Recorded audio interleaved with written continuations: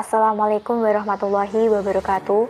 Kami dari kelompok 8 dengan anggota Dina Sinta Nurfaizah dengan NIM 1262012020044 dan saya Latifah Luluul Azizah dengan NIM 12621120109.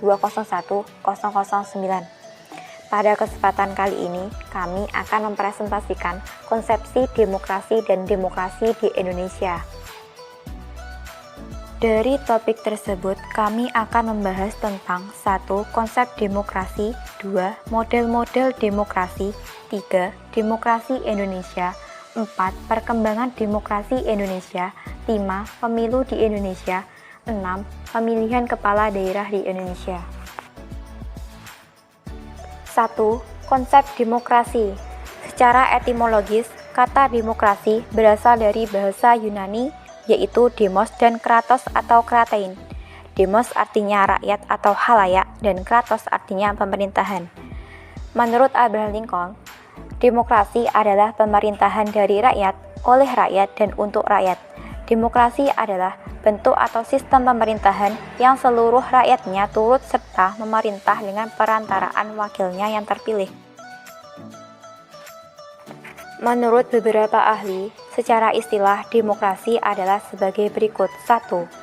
Menurut Henry B. Mayo, demokrasi adalah kebijaksanaan umum, ditentukan atas dasar mayoritas oleh wakil-wakil yang diawasi secara efektif oleh rakyat dalam pemilihan-pemilihan yang didasarkan atas prinsip kesamaan politik, serta diselenggarakan dalam suasana kebebasan politik. 2. Menurut H. Hari Sochi, demokrasi adalah suatu bentuk pemerintahan rakyat. Dengan kata lain, rakyat merupakan pemegang kekuasaan dalam pemerintahan yang memiliki hak untuk mengatur, mempertahankan, serta melindungi diri mereka dari adanya paksaan dari wakil-wakil mereka. 2. Model-model demokrasi.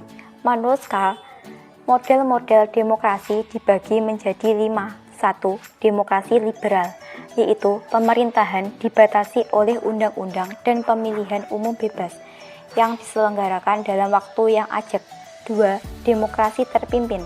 Para pemimpin percaya bahwa semua tindakan mereka dipercaya rakyat, tetapi menolak pemilihan umum yang bersaing sebagai kendaraan untuk menduduki kekuasaan.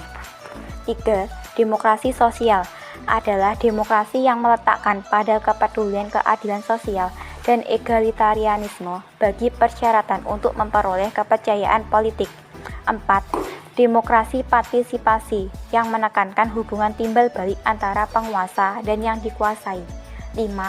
Demokrasi konstitusional menekankan proteksi khusus bagi kelompok-kelompok budaya yang menekankan kerjasama yang erat di antara elit yang mewakilinya bagian budaya masyarakat utama.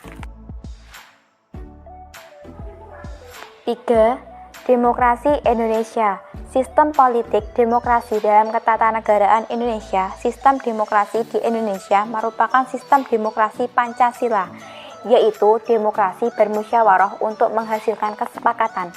Memang dalam teks Pancasila demokrasi tidak disebutkan, tetapi di sini demokrasi itu disamakan dengan kerakyatan. Demokrasi atau kerakyatan yang berdasarkan Pancasila tercantum dalam sila keempat, yakni kerakyatan yang dipimpin oleh hikmah, kebijaksanaan dalam permusyawaratan perwakilan. Landasan demokrasi negara Indonesia terdapat dalam pembukaan UUD 1945 pada alinea keempat dan pasal 1 ayat 2 UUD 1945. 4. Perkembangan demokrasi Indonesia. Dari masa ke masa, demokrasi Indonesia telah mengalami perubahan sebanyak 4 kali. 1. Demokrasi parlementer tahun 1945 sampai 1959. Demokrasi terpimpin tahun 1959 sampai 1965. 3. Demokrasi Pancasila zaman Orde Baru tahun 1966 sampai 1998. 4. Demokrasi Pancasila zaman Reformasi tahun 1998 sampai sekarang. Yang pertama, demokrasi parlementer tahun 1945 sampai 1959. Masa demokrasi parlementer ini adalah masa di mana Indonesia baru saja terbebas dari konflik wilayah dengan pemerintahan Belanda dan mendapatkan kedaulatan. Masa demokrasi parlementer ini memiliki ciri yaitu penggunaan sistem parlementer dan partai politik yang besar. Digunakan UUDS 1950 untuk menggantikan sementara UUD 1945 dengan rancangan undang-undang yang baru, dan pemimpin pemerintahan yang berupa sebuah kabinet yang dipimpin oleh seorang Perdana Menteri. Yang kedua, masa demokrasi terpimpin pada tahun 1959 sampai 1965. Setelah adanya Dekret Presiden 1959, karena beberapa hal tertentu seperti tidak rampungnya UUD baru pengganti UUD 1945, maka Presiden Soekarno memutuskan untuk mengembalikan UUD 1945 dan menetapkan demokrasi terpimpin, di mana Presiden Soekarno yang mengendalikan pemerintahan pusat.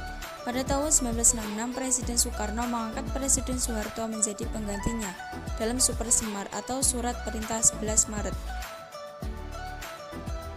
Yang ketiga, masa demokrasi Pancasila era Orde Baru tahun 1966 sampai 1998. Pada era Orde Baru, sudah mulailah sejarah masa demokrasi Pancasila.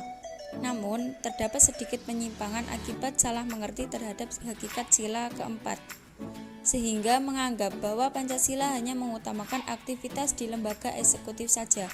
Inilah yang menyebabkan pada masa Orde Baru ini, demokrasi Pancasila masih agak mirip dengan masa demokrasi terpimpin. Yang terakhir, masa demokrasi Pancasila era reformasi pada tahun 1998 sampai sekarang. Masa demokrasi Pancasila era reformasi inilah terjadi penyempurnaan dari peraturan yang dianggap tidak demokratis dengan meningkatkan peran lembaga-lembaga negara, menegaskan fungsi dan wewenang pemerintahan, dan pembagian kekuasaan lebih merata. 5. Pemilu di Indonesia. Pemilihan umum atau pemilu merupakan salah satu mekanisme demokrasi untuk menentukan pergantian pemerintahan, di mana rakyat dapat terlibat dalam proses pemilihan pemimpin mereka di negara atau daerah tempat mereka berdomisili, dan ini dilakukan secara langsung, umum, bebas, rahasia, jujur, adil, dan aman berdasarkan UU Republik Indonesia Nomor 42 Tahun 2008 tentang pemilihan presiden dan wakil presiden, yaitu 1. Bahwa pemilihan umum secara langsung oleh rakyat merupakan sarana pelaksanaan kedaulatan rakyat guna menghasilkan pemerintahan negara yang demokratis berdasarkan Pancasila dan Undang-Undang Dasar Negara Republik Indonesia tahun 1945. 2. Bahwa pemilihan umum presiden dan wakil presiden diselenggarakan secara demokratis dan beradab melalui partisipasi rakyat seluas-luasnya berdasarkan asas langsung, umum, bebas, rahasia, jujur, dan adil untuk memilih presiden dan wakil presiden. 6. Pemilihan kepala daerah di Indonesia. Pemilihan umum kepala daerah dan wakil kepala daerah atau biasa disebut dengan pilkada atau pemilu kada adalah pemilihan umum untuk memilih pasangan calon kepala daerah yang diusulkan oleh partai politik atau gabungan parpol dan perseorangan berdasarkan UU Nomor 32 Tahun 2004 dan kemudian UU Nomor 12 Tahun 2008 yang menyatakan bahwa para peserta pilkada juga bisa berasal dari pasangan calon perseorangan yang didukung oleh sejumlah orang. Pilkada merupakan sebuah pemilihan yang dilakukan secara langsung oleh para penduduk daerah administratif setempat yang telah memenuhi persyaratan. Pilkada juga dapat dilakukan satu paket bersama dengan wakil kepala daerah. Kepala daerah dan wakil kepala daerah yang dimaksud mencakup sebagai berikut: 1. Gubernur dan wakil gubernur untuk provinsi. 2. Bupati dan wakil bupati untuk kabupaten. 3. Wali kota dan wakil wali kota untuk kota. Terima kasih. Sekian dari kami, kurang lebihnya mohon maaf. Wassalamualaikum warahmatullahi wabarakatuh.